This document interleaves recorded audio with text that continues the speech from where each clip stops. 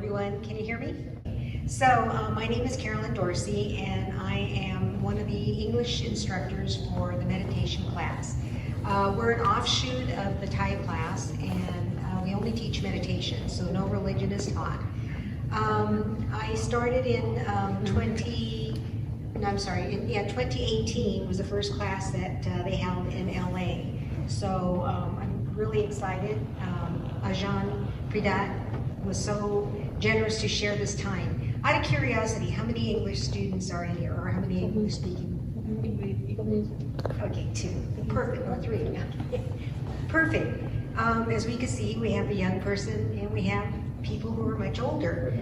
So meditation is great for all, especially the young, because you're just starting on the path and you probably have so many emotions going on in your life, decisions to make.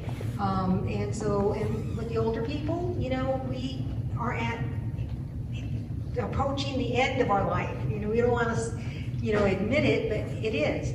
And sometimes we regret a lot of things that we might not have been happy in our life. And so how do we deal with that?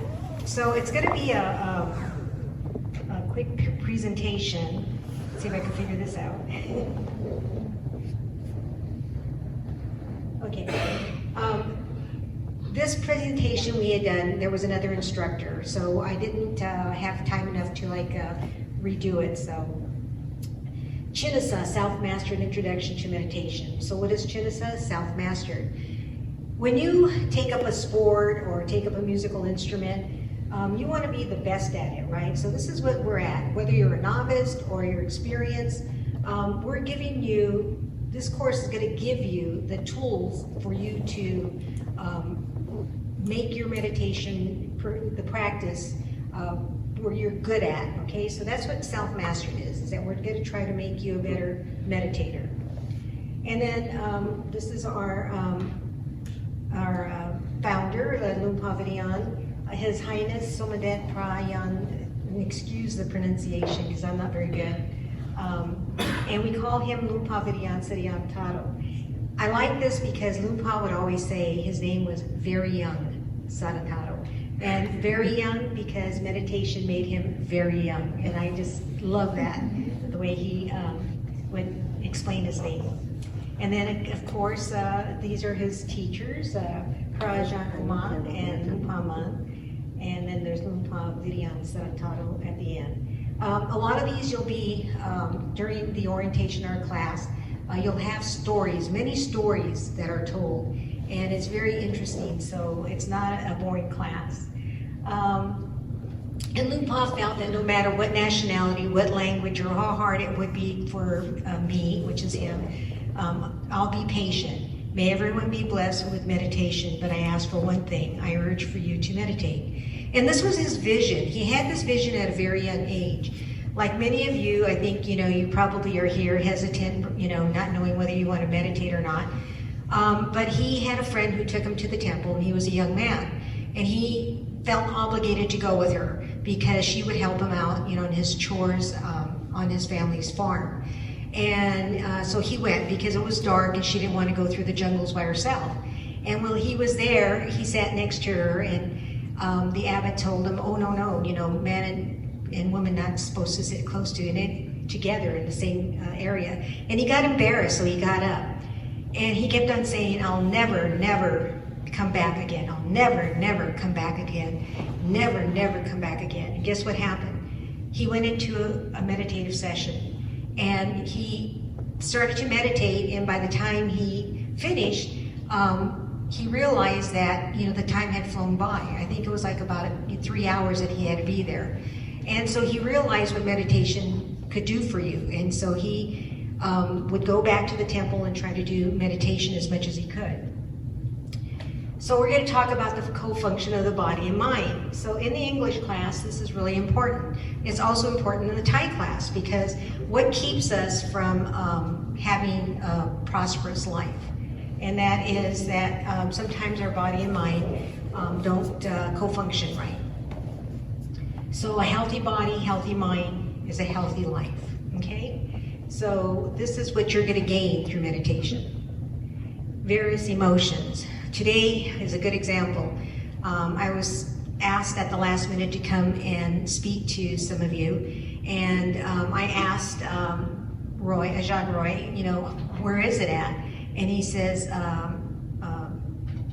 Tehachapi. And I go, where's Tehachapi? And he says, don't worry, just say yes. And I said, well, I have to look on the map. He said, no, don't worry, just say yes. I said, okay, yes.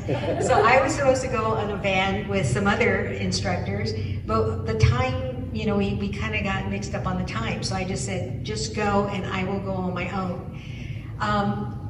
And I used to work out here sometimes. When I was working for the company, I would come and service some of the stores. And when I was driving, that emotion came up again. I thought, oh no, this is terrible. I remember this drive. The only difference is I used to drive this drive at night, and today it was during the day, and it's just as scary during the day as it is at night. But what kept me going is I kept on focusing on my word. And in the class, you will be given a word to choose that will be your word. And as I'm driving, I just kept on saying my word, buto, buto, buto. And I just kept on saying it. And before you knew it, I was like almost here. Well, I got lost. I ended up at the correctional center. And I thought, this is not the right place. But anyway, it kept me focused. And you hear a lot about samadhi. And samadhi is concentration. And samatha is tranquility. And that's what is so important in your meditation practice. So with your various emotions, they are with us all the time. They're not bad, but it's our attachments to them. So that's what we're trying to do, is to neutralize them. As Lumpo would say, the middle path. Not to, not out here or not out there. You want to be centered. Emotions comes from thoughts. Do you know how many thoughts a day we have? Well, I'm going to tell you. We have anywhere from 50 to 60,000 thoughts a day, okay? And out of that, there's about 90 to 95% of thoughts that are repetitive. And then out of that, 80% are negative. So can you imagine all the things that's going on in our head? How do we stop that? So that's where, samadhi and samatha. Samadhi, concentration, samatha, tranquility come into play in our emotions. Meditation gives us 4 characteristics. It's a peace of mind, concentration, lessens emotions, and being comfortable. So we're satisfied with ourselves, peace of mind, we're tranquil, calm, concentration, focus. We're able to do the task before us without, too much problems. We respond to things rather than to react. Lessens emotions means that they don't really come in and influence us. We have a better idea of how to respond to them. And then being comfortable, we're satisfied and happy. We all have a natural meditative mind, which happens automatically when we sleep. But it's not enough. After a hard day's work and you go to sleep, sometimes you can't sleep comfortably because all the things that have been going on during the day still come into your mind. So this happens usually about 5 minutes before you go to sleep is you get your mind power, boost, but it's not enough. Manifested meditative mind, and this begins with silent recitation. Remember I talked about the word? Well, this is your word. As soon as you say your word, you begin the meditative session. And usually, you can pick any word. It's usually a 2-word syllable.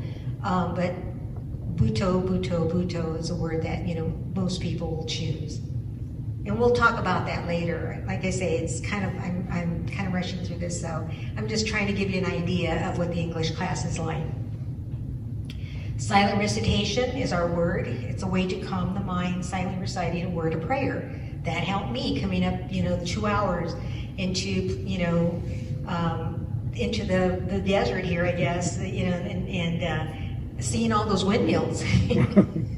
Kind of was scary. But anyway, I, said my word all the way up. And then, though meditation, the meditative mind and our consciousness forms the foundations. which generates a current of the mind power. You're going to hear a lot about mind power here because that's what we're doing every time we meditate. We're developing that mind power. And Lupa has, a formula that he has, you have a foundation. And when you start your meditation and your consciousness, you start to generate this power. And this power grows. If you think about it, right now we have a little, AAA battery, okay? And then it never runs out. Sometimes if we keep on charging it like our cell phones, you never want to let that cell phone die. You keep on charging it.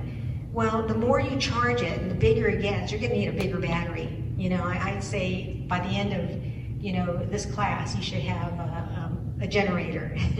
But that's what you want because that energy stays with you. And you do use some, but that's what you're doing is you're building up your mind power.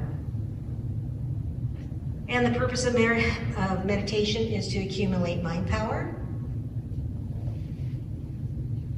And then when a person meditates, mind power will accumulate. When a person meditates, mind power will accumulate. Mind power will bring 3 virtues: responsibility, kindness, and reasonableness. Responsibility, really big, not only to others, but to ourselves. We sometimes forget that it starts with ourselves before we can be responsible to everybody else. Kindness, again, with ourselves. Don't be too harsh on ourselves. You need that kindness in order to be a better person so that you can be kind to others. And then also reasonableness. Take your time. Things are going to take, your meditation practice is going to take some time. You're not going to be enlightened in the 5 months course that we're giving you. But we're giving you the tools that will put you on that path. And that's what you want to do. You want to be put on that path so that you can go and, Lupa calls a progression of the mind. And that's really important because a lot of us, we're kind of like in the middle. We don't know where we're at. We're trying to find our way, especially if you're young. If I had meditation when I started my college years, what a difference it would have made. I think I'd have been happier. I think I'd have been, less regretful about maybe the actions or the decisions I made. So it's really important that, young people, start to meditate because it will help you. It will help you focus in school. It will help you make good decisions. And, so it's just something that, you should really consider. And as you're older, like I said too, as you're getting older, you start to realize, you let go of those regrets. And so it helps you later on in life. Okay, mind power gives you carefulness. You're more aware and you're reframing so that you don't react to things so much. Patient, knowing that things are going to change. They're impermanent. They're not going to be the same. So that give yourself time because tomorrow or a few seconds, make a difference. Then you have self-warning. You know your triggers. What sets you off? Equanimity. I love this one. Equanimity means center. This is where you want to be. You want to be that way with your emotion in life. And wisdom you get from all the others, the other 5 that that are listed here. Benefits. I'm not going to go too much in these because we have short time. But yes, promotes sound sleep, anxiety-free, eliminates illness, brightens your wisdom, promotes carefulness. Restrains cruelty. We think before we react. That's one of the biggest problems I think that we have today. We are not considerate of others and we're cruel. And sometimes that cruelty stems from within us. It's not that we're upset with them, it's that we're upset with ourselves and it comes out that we hurt somebody that we really love or someone that doesn't deserve that. Reduces stress, promotes extraordinary happiness, promotes a gentle mind, changes attitude, directs a dying person to a peaceful path and serenity. And I like this one because even though I'm not dying right now, I don't think I am, I have a different attitude towards death now. It's not scary for me anymore. I used to fear death. Now I don't. I have a different attitude. So, that's one of the benefits. Prosperous virtue and good fortune. Good things happen to you. Oddly enough, they do. When you have all these the benefits of meditation, you don't realize that you don't worry about things, and somehow or another, the answer or something's taken care of for you. So I believe in that. And promotes merits. They always say good deeds, you get merits, so that's part of it. So when we do meditation, we talk about the positions. We have upstanding, walking, sitting, and reclining. But in class, we do the two, which is walking and sitting. So those are the two that we focus on in our class. And then we also do chanting. And chanting here, the reason why we have this, because a lot of our students are Westerners or non-Buddhists. So they kind of feel uncomfortable about chanting. But the way we explain it, it's like bookends. There's a beginning and there's an end. And then also, many places, you chant. I say, when you go to a ball game, sometimes you'll say at what time it was, take me out to the ball game. And you knew what was going to happen. We were going to see a game. Or when you sing happy birthday, you know what's going to happen. You're going to have cake. So when you chant, you know what's going to happen. You're getting ready, you're telling your mind, I'm getting ready to meditate. And that's just basically how we, do chanting. And we feel that, you don't have to chant, but after a while, students like it. We have chant to begin walking meditation, which we'll probably do later on, so I'm just showing you. And then chant to begin sitting meditation, and also to end sitting meditation. And then meditation for the individual. So Lupa he knew that people had busy styles. So he felt that if you couldn't do a half an hour walking meditation and a half an hour sitting meditation, at least you could do 5 minutes 3 times a day. And so meditate 5 minutes 3 times a day, morning, noon, and evening, consistently is the easiest way to accumulate mind power. And Lupa was very funny. He would say, you have to go to the bathroom, so you're sitting down, you could do 5 minutes, or you're at work, and you're going to take a break, you could do 5 minutes then. Or even when you get up, you could sit at the edge of your bed and just meditate for 5 minutes. So you could do 5 minutes 3 times a day, and it will help you, believe it or not, it will regenerate you. I love the story because I usually try to find a modern day story that might show how meditation helps. I believe Amazon did a movie on this called The 13 Lives.